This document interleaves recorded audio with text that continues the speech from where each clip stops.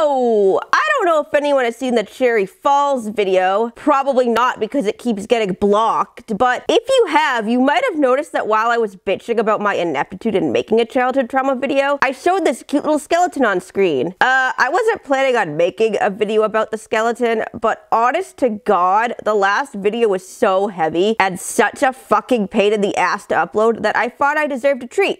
So here we go. Childhood trauma part 3. I Spy Spooky Mansion. Yeah, seriously. So, in case you aren't familiar with I Spy, they're a series of picture books for young children that serve as a hidden object game. They aren't like the I Spy game you play on road trips though. That game usually involves the seeker looking for something with only the vaguest of clues to go off of, like I spy with my little eye something brown, I spy with my little eye something orange, etc, etc. I spy something red. Stop!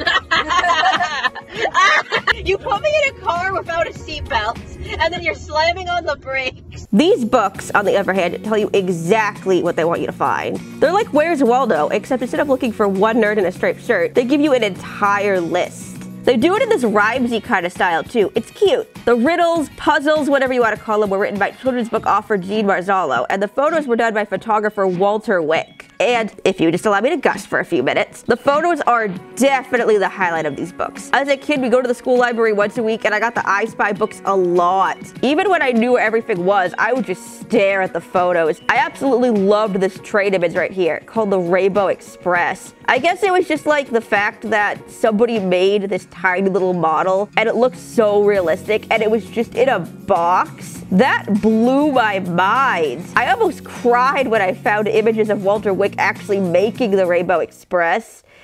I'm 24. One of my personal favorites is the image called Yikes. Usually the photos that were just a bunch of stuff lying on a white background didn't really interest me, but Yikes is so dynamic. Everything is floating and the blocks are forming shapes like monsters and dogs and cats and birds. One of the clock towers is falling apart, but it's falling upwards. And even things that at a first glance you might think were just sitting on the ground were actually floating above it if you look at the shadows. They actually do some pretty cool stuff with shadows. Some of them subtle, like this Ferris wheel on the cloud's face. This image both vexed and fascinated me as a child and still haunts me to this day. And then there are images like this one called the Mysterious Monster that is completely based around shadows. The shadows are used to make monster faces and people, and there are some objects that you can't make out what they are due to the angle, but you can see them entirely from the shadow. I was very surprised right from the very beginning how intensely kids looked at my photographs.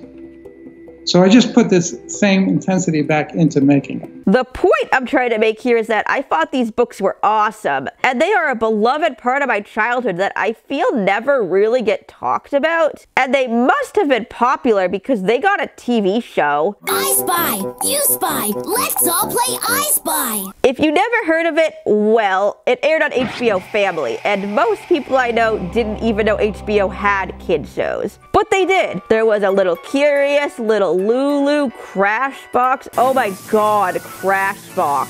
Crashbox was wild. Remind me to talk about that someday. It's time for Psycho Math! And they had a show based off of I Spy. I didn't really like this show that much, even as a kid. The characters were pretty annoying. Whoop, we found it! Whoop, we found it! Whoop, we found it! How about you? Especially these two ladybugs. Fuck these two ladybugs. The only reason I turned it on occasionally were the backgrounds. The characters were walking through recreations of some of the scenes in the I Spy books. Hey, here comes the I Spy Express! It's called the Rainbow Express, so some goddamn respect. The backgrounds are nowhere as compelling as the books though, since some of these environments are a bit sparse. But I don't know. It was still pretty cool to see that balloon contraption finally go off, and the character designs are interesting. Still not really my thing though. What was my thing were the PC games. I fucking loved the PC games. It looks like there were a lot, but we only had 3. Treasure Hunt, School Days, and Spooky Mansion. School Days didn't work for us. We'd get to the 3rd riddle or so and the whole game would just crash. Which is too bad because while looking for footage, I found out that you got to use the balloon popper.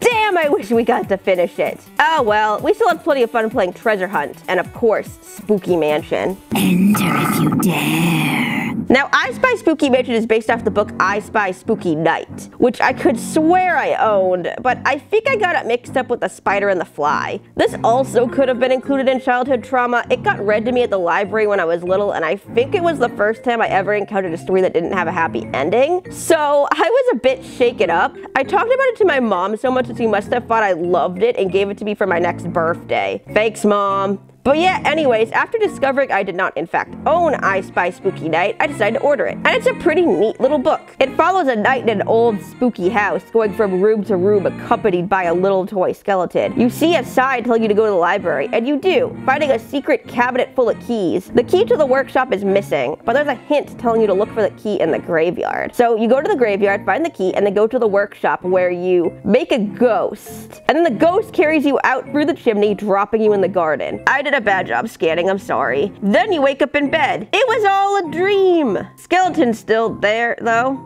And the spooky house was just a dollhouse all along. A surprising amount of detail from this book made into the games. A lot of the images were recreated with some changes here and there, but small details like this portrait of the skeleton and her mother and the exact wording on these gravestones were carried over. And the plot detail of a ghost carrying you out through the chimney ended up being the finale of the entire game. Though the whole thing about it being just a dream dropped. Everything that happens in I Spy Spooky Mansion is canonical and real. Funny enough, out of all the I Spy games I could have grown up with, the two that I did seem like they were the darkest in the series. Spooky Mansion is obvious. There's ghosts and skeletons, but dude, there are so many nooses in Treasure Hunt. Know what will happen if I don't break loose? One stone belongs on the knot of a noose. I remember having to get my mom because they told me to find a noose and I didn't know what that was. A noose. And this painting here, where the captain of the ship is leaving his entire crew to get eaten by sharks. A single survivor who's rowing to shore. Just absolutely haunted me.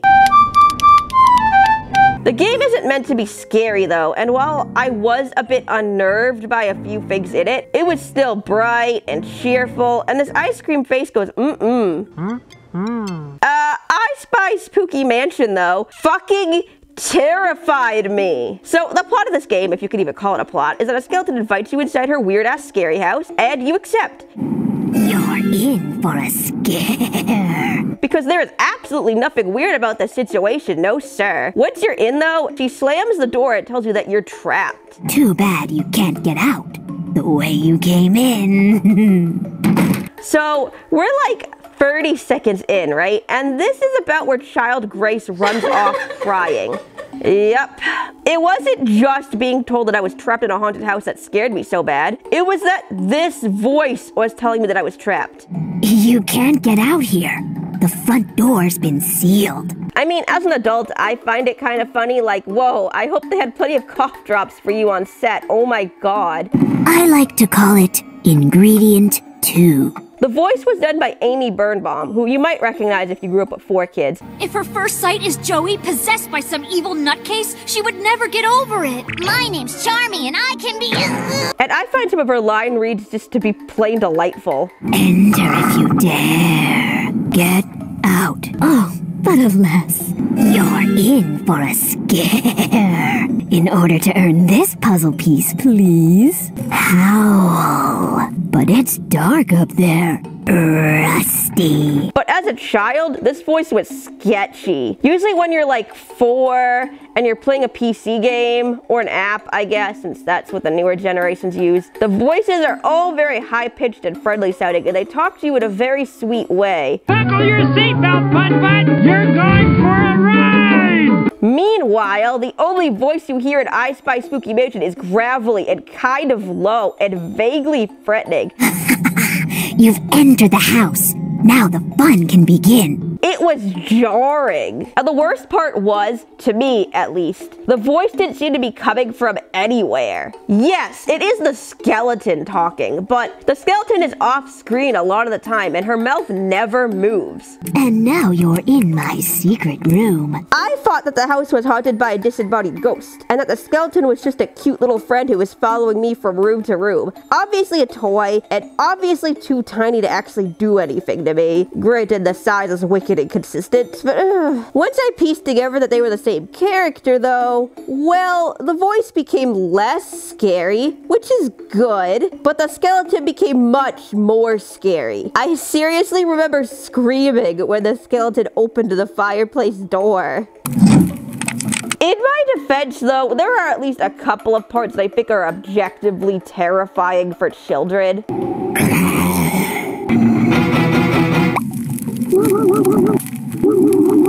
And, you know, as an adult, I will say that while I was never actually scared playing this game, there is a section where they do a good-ass job creating some unsettling vibes. The dining room has 2 puzzles, and both have the sounds of someone walking on a hardwood floor playing in the background. This made the hair on the back of my neck stand up. Like, I knew I was playing a game for preschoolers, but it, honest to God, it made me feel like someone was walking up just behind me. It was effective, and whenever I try to express that to someone, I just get mocked. I just appreciate the sound design, okay? I think the sound design is good. There are musical beats when you find something, or when something plot relevant is happening, and every single one of these sounds triggers nostalgia, fun fact. But otherwise, the games are surprisingly quiet. Neither have background music, aside from the tunes that play in some of the shops and treasure hunts, but they're actually pretty muffled and give off the impression that they're being played in the shop instead of being a background track. The atmosphere these games create is surprisingly good. Treasure Hunt has the sound of the ocean, the chirping of birds, and I love that. But Spooky Mansion has the house. The doors creak, the fireplace crackles, the attic sounds drafty, there's water dripping in the bathroom, there's creaks and groans wherever you go. It sounds exactly like what I'd imagine an old skeleton house would sound like. I can't really tell you what the process of making these games looked like, but I did notice that some photographers were listed in the credits, and that does make sense. While a lot of the environments do look like an early 2000s PC game, some objects and even some entire areas have really good textures and honest to God look like they might be altered photographs. Now, admittedly, nothing in this game really looks super convincing. I mean, even when I was a kid, I recognized that the skeleton was a toy, but that is kind of the charm of I Spy. I mean, I knew that the photos in the books were made up of toys and models, and that didn't make them any less engrossing to look at. If anything, it made them more interesting. I think Treasure Hunt masters the style the best. The town you're exploring straight up looks like a model, with the cars and animals looking like toys, and I loved that as a kid. It felt like I was actively exploring the town in the book. And the attention to detail I love so much in the books transfers into these games beautifully. Treasure Hunt especially has a lot of care put into it. There is a surprising amount of lore in this game, and you find references to it in nearly every room. They really went hard with the reflections too, except this one. But 24-year-old Grace was extremely impressed that they thought to put the chandelier hanging above the table in the reflection of the plates, and that they put it at 2 different angles based off of where the plates were located in relation to it. There's some good continuity in the game too, in that whenever you make any kind of change to the environment, it stays there for the rest of the game. It doesn't just reset when you re-enter the house. Both games let you enter your name in the beginning, and then you get to see your name pop up all over the place. I found this so extremely delightful as a child. Like, I remember seeing Gracie written on the gate and thinking that was the coolest thing ever. It's even better now, though, that I'm an adult who actually knows a few swear words. Now, aesthetic aside, do the games work exactly like the books? For the most part, yes. You wander around the house, finding riddles to solve, and the skeleton reads out the poem of objects you have to find. I spy your name, a thumb, a 4. Then you find all of them, earn a puzzle piece, and then move on to the next room. The only real mix-up here is that sometimes you'll have to move an object into place. Like when it says 3 cats in a row, you have to find the 3rd cat and put it back in with the others. There are now these 2 mini-games you have to do too. The one that you find in the living room requires you to match objects. And this one isn't too hard. Creepy Collections can absolutely fuck off though. Granted, by the time I started recording my playthrough, I had gotten the hang of it, but I found it extremely obnoxious my first time around. Essentially, the game will give you an object, and you have to click similar objects whenever they appear. So you only click on hands, or shadows, or animals. Pretty straightforward. The problem is that it gets faster and faster as you go, and if you click the wrong object, the game starts to delete your progress. The first time I played this, my game glitched and the whole screen started flickering, making it borderline impossible to play this game. And this game is mandatory too. You get a puzzle piece from it. I think maybe the reason it rubbed me the wrong way though is just that it was much less forgiving than anything else in the game. I mean, yeah, you do have to find every single object in the game in order to finish it, and also if you get stuck, there is no hint function. Like seriously, if you click this question mark, it just explains how the game works again. You're playing an I Spy riddle. But the game does tell you where every puzzle piece you're missing can be picked up. Down in the workshop with the broken machine, solve the riddle and a piece will be seen. Which is a step up from Treasure Hunt, where I was missing one piece and was literally going from room to room looking for it like the world's saddest idiot. And Spooky Mansion also lets you walk away and work on other puzzles before returning to the ones you missed. Which is nice, because some of the puzzles can be pretty difficult, which I know is a completely laughable statement considering my age, but just hear me out. Alright, first of all, there are two areas in Spooky Mansion that limit the player in what they can look at. The attic, which is pitch black and requires the use of a flashlight, and the, I don't know what this is called. Dead butterfly display? Sure. You have to use a magnifying glass for this one. Treasure Hunt has these two, with a glass display at the museum and binoculars on the tower. These fucking suck, because if you ever get stuck doing a puzzle, it honestly is helpful to just stare at the whole image, letting your eye trace around it slowly. But you can't do that if you're only allowed a limited viewpoint. Now, I got a lot of enjoyment out of the butterflies. I thought it was cool that there were so many little details hidden in the wings, and also clever bits like the antenna really being a needle. But there was one prompt that broke me. A fingerprint. I swear to God, I sat there for 20 minutes, slowly going over the entire area with the magnifying glass before handing the game off to my sister, and she spent 10 minutes looking and couldn't find it either. I was on the verge of swallowing my pride just looking up a walkthrough before I suddenly noticed it hidden under the butterfly shadow. A fingerprint. Even without the magnifying glass, puzzles where the answer is blended into the background always tripped me up. One that absolutely wrecked me was when it asked for an open mouth. An open mouth. I looked at all the snakes, the bugs, there's an eye here. I thought maybe it was attached to an entire face. I started tracing the edges of the plates in order to see if there was a face hidden there. What it turned out to be was the saw handle. An open mouth. What the literal fuck? Also, if a prop asks you to find multiples of something, it usually isn't as straightforward as it looks. So the game told me to find 3 pins, right? So, safety pin. Oh, clothespin.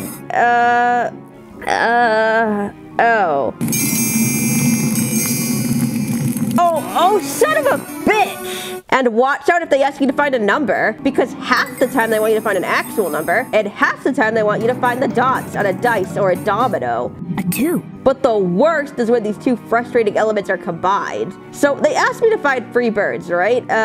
Oh, here's one. And, oh, a penguin. That's a bird. Okay,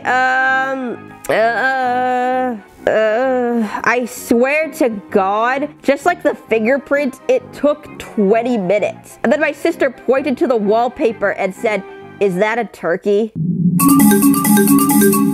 Like, bitch, are you for real? I swear to God, I never get angry when I play video games.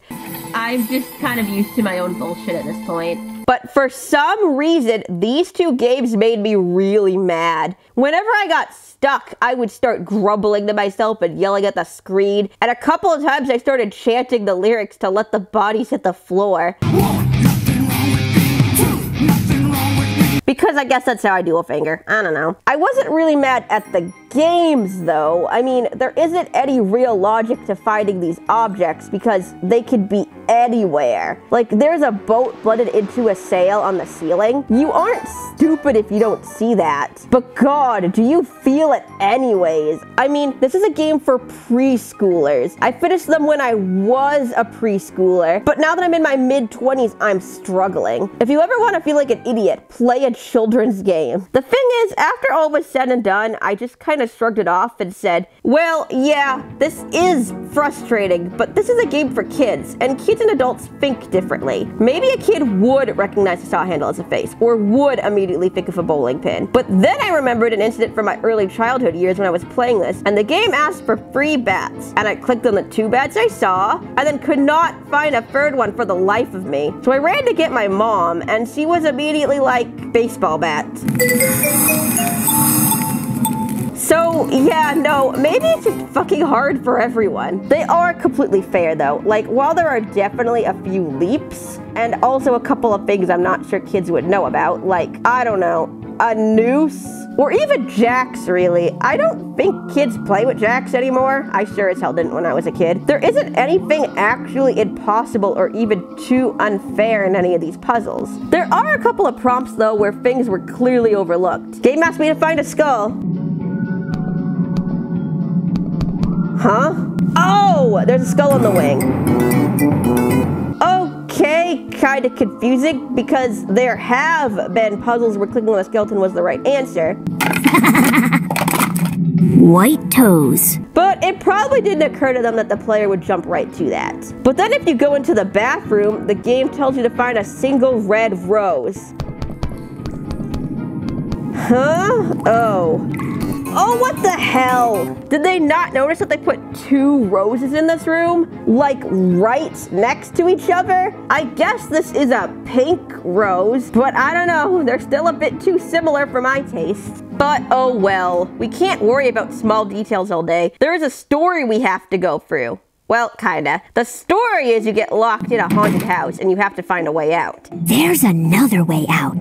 Here is a clue. The skeleton gives you a puzzle piece every time you fully solve a riddle or finish a minigame, and once you solve all 15, you put the pieces together and are led to a secret room behind a bookcase. The one room that has a window, apparently. Except for the living room, but So you hop out the window, and you're free! But the skeletons ask you to come back in. If you dare to come back in, a new adventure will begin. It's actually kind of funny. Like, Treasure Hunt also has different routes, but you get them by resetting the game and starting over fresh. Do you want to start a new game with a different treasure hunt? This one is just like, whoa, hey, you escaped. But don't you want to come back into the place you escaped from and escape again in a completely different way? And of course you say yes, because this is a video game. You can't go back out the window. It actually slams shut when you click on it. So this time you meet the skeleton in the kitchen and she wants you to find ingredients to make shrinking soup. Shrinking soup makes 1 serving. You do all the puzzles again, this time earning ingredients, then you go back to the kitchen. Into the pot, 6 ingredients will go. Then why did you have me find 15? Oh, whatever. This part's actually legitimately kind of funny. Like, this is the only part of the game that has any actual jokes in it, and a few of them got a hearty chuckle out of me. So, you make your delicious slop, the game gets kind of fucked for a moment, but then you shrink down and escape through a mouse hole.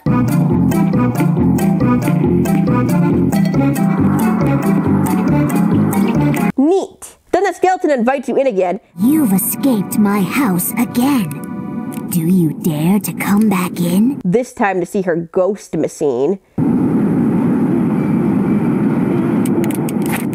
You say yes, because you hate yourself. You meet her in the basement. She explains that this time you have to find all the pieces to repair her machine. So you do all the puzzles again, fix up the machine, and then she sends you out on a scavenger hunt to collect the ghost ingredients.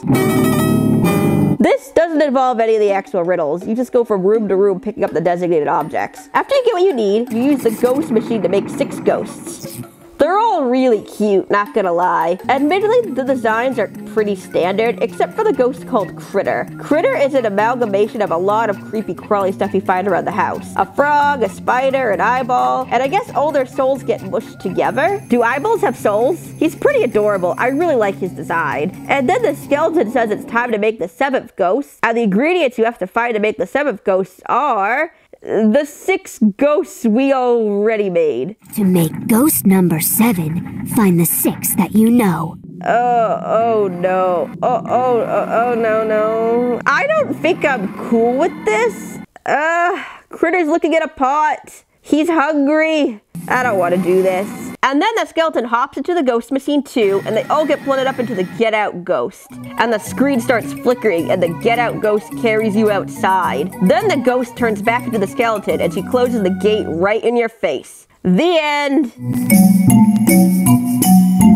Right, so this skeleton's kind of fucked, right? I mean, think about it. In Treasure Hunt, you happen upon the map pieces while you're exploring the town. You find them on your own, but you don't find the puzzle pieces in Spooky Mansion. The skeleton gives them to you after you solve one of her riddles. Same thing with the ingredients or the machine parts. She's trapped you in here and she's making you work for your freedom. In order for you to escape, she has you bring 6 beings to life and then kill them 5 minutes later. Like, yeah, the skeleton goes into the ghost machine and comes out just fine, but we never see the ghosts again. They're gone. This is basically Saw for children. I want to play a game. What's wild, though, is that this was an edition with the deluxe edition of the game. I was unable to get the original I Spy Spooky Mansion, but as far as I can tell, it appears that the window and the soup escapes were added in the deluxe edition. The only ending in the original was the ghost ending, and you didn't have to sacrifice the 6 ghosts in order to make the 7th. You just made them for fun, and then afterwards you opened a secret drawer and all the ingredients you needed to make the Get Out ghosts were there. And I'm pretty sure this was the version I played as a kid, because the skeleton's room looks completely different in the 2 versions of the game, and I recognized the original version the second I saw it. So that would explain why I was so baffled by the ghost blending scene. It is a weird change, I must admit, but I guess it makes sense. Like, the puzzle pieces in the original version of the game led you to get the key for the secret drawer that has the ingredients to make the Get Out ghost. When this drawer is empty, in the workshop will be all the things you need for Ghost 7. Even me. But the deluxe version has the puzzle pieces as its own ending, and they probably wanted the player to collect new objects each time, so they went with the machine parts for the 3rd ending. So that left them with no ingredients to make the 7th ghost, except the 6 ghosts that are just kinda sitting there. Rest in peace, friends.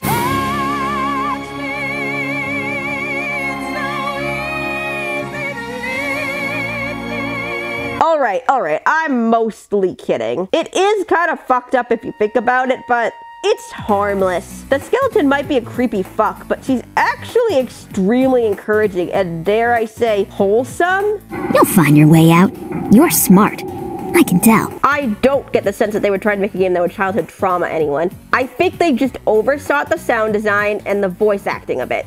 It's just supposed to be a fun, spooky experience, and it is. I'd honestly love to see some Let's Players do this shit, like just a 20-minute long video of Markiplier being like, "Where the fuck is the bird?" I'm gonna die. I am going to die here. I am going to die. I am going to die. This game will kill me. Would make my day, and also validate my life choices. There was at least one Let's Play done by a big channel. The Game Grumps played the Wii version a few years back.